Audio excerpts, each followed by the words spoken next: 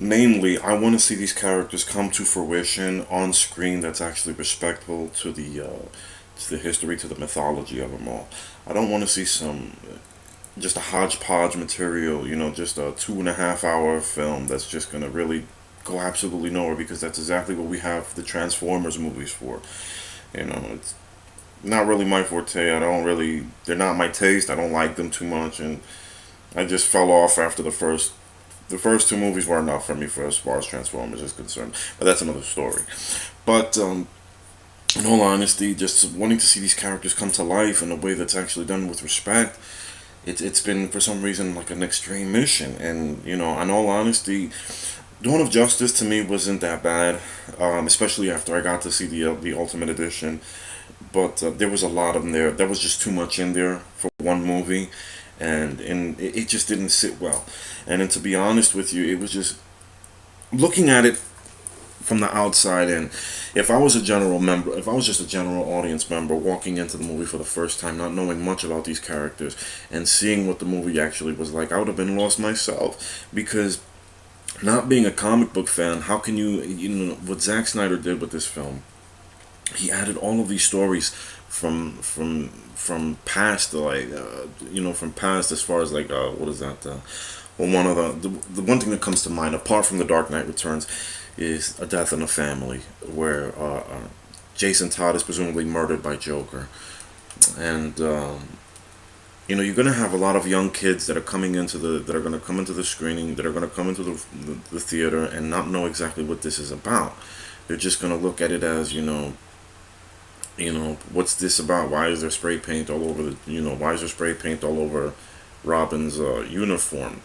So, so it was just one of those things that basically how can you place a scene like that without further, without any kind of information, without giving any explanation to the audience as to what that means, what it's supposed to mean. And then of course there was the other references with Injustice and the Flashpoint, and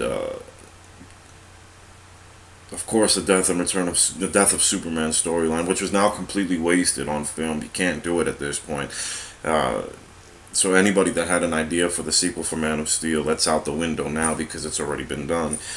So it's in a sense, it's like Warner Brothers is trying to figure out how to pick up the pieces for this mess, and it's very difficult. And luckily they struck with a hit with Wonder Woman as of recent. I love the feature film, of course. And speaking of that as well, uh, I am going to touch up on exactly what happened with James Cameron and his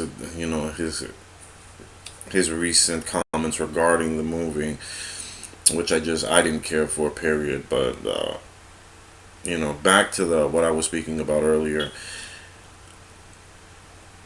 It's gonna be interesting to say the least, to see what's gonna be the final product, because I'm gonna be honest with you. It's Zack Snyder is a visual storyteller. I understand and I agree completely. He knows how to bring these images to life like no other, and I applaud for that. I'm very grateful for what he has done, for what he has given us, and particularly even starting from Man of Steel. Man of Steel to me, with all its faults, I still feel that Man of Steel was a great film, and it was a great platform to build the DC universe off of on screen. However, he just missed the mark big time on Dawn of Justice. And if you have to have a 3 hour film to literally get a story and a point across, you're not really doing a good job at storytelling at that point, honestly. So, and then on top of that, how is it going to look when you have your peers doing a better job at bringing these characters to life than you do? And he's supposed to be in charge of this, which I honestly, I had my reservations about that when he was about when Warner Brothers handed him the keys to run the entire Warner Brothers DC extended universe on film. It was really something that was nerve wracking. Like, I didn't think he was I honestly didn't feel like he was the man for the job. And after a while, you could even see it in his face that it's after post Dawn of Justice, and then even going into Justice League, the man looked like he was running ragged. He was exhausted. They were exhausting the resources, so to speak, with him. and so it led to that. Unfortunate circumstances. That fell upon him and his family, forced him to step back, and supposedly now he's taking more of an executive producer role in this universe, and I understand that. It makes sense. I totally don't blame him for that, at all. But hopefully, that to say the least, that they can get it together, and that they can get it together well. I mean, Patty Jenkins did it this summer with Wonder Woman. Wonder Woman again. I'm gonna sing praises of it, so because it was a movie that was a long time coming. We needed this film, and it brought what it needed to bring, and I loved it. I can't wait to pick it up on Blu-ray again. Again, excuse me. Um, but I actually wanted to see it again. I only got to see it. I only got around to seeing it once, and they did re-release it in IMAX this weekend. But unfortunately, I couldn't get around to catch it myself. But anyway, with that being said, I'm very, even though I'm skeptical about Justice League, I am excited. I'm hopeful. I can't wait. It's going to be an event for me and my family, of course, and it's going to be one of those major. It's going to be one of those major. It's going to mean a lot to me because of all that.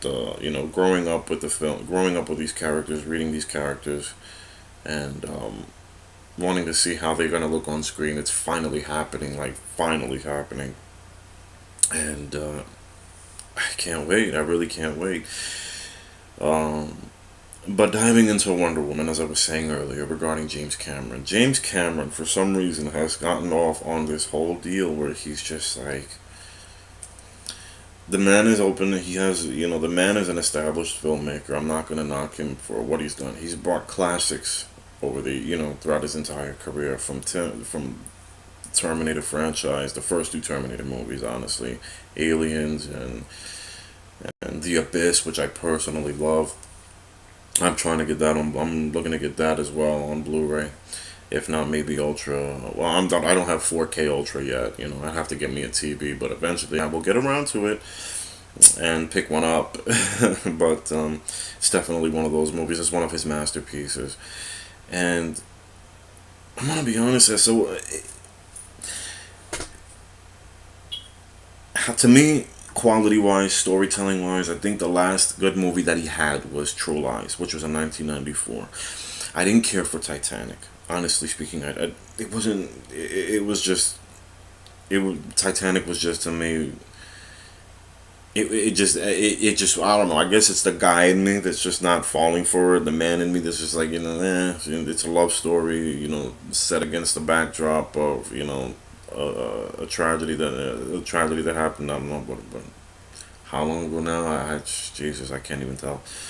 Um, and then he disappears. That's the one thing he does. He makes like a hit movie now. Like he does like one hit movie, and then he just disappears.